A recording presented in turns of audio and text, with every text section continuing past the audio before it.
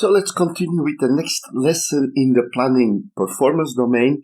Here we are looking at the planning overview. And what's about the planning overview? Well, planning is very important, and we have to find the approach to create the project deliverables and realize the intended outcomes.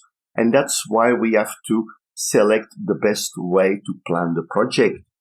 Project planning is conducted using the principle of progressive elaboration. It's like the rolling wave planning.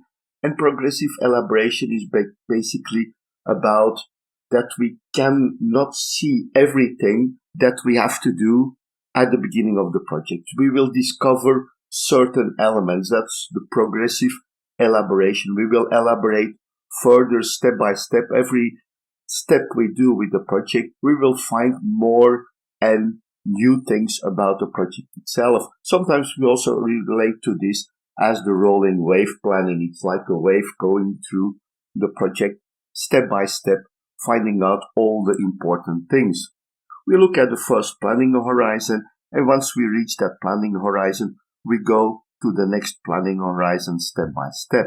What we want to do is to create the project plan that is adjusted to the specific needs.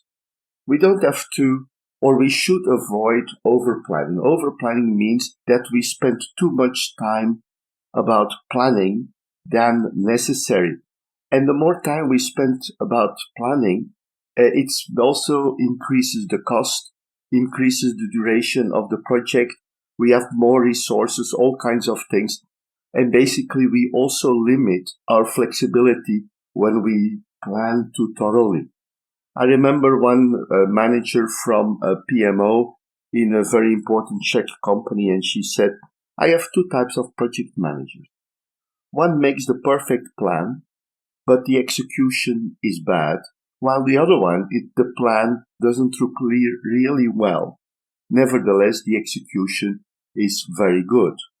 The thing here is when you make a plan, when you over-plan, you put so much effort in the planning that basically you do not want to change because you think you have the perfect plan. When you have a perfect plan, why do you want to change it? So these are elements that you avoid.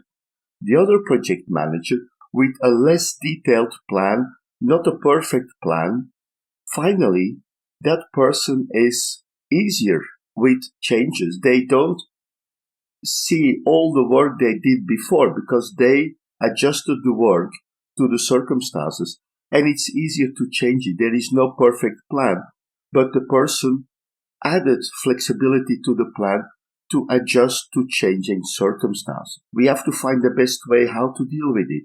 What is the best way? What is the best or the effort we should give to planning the project?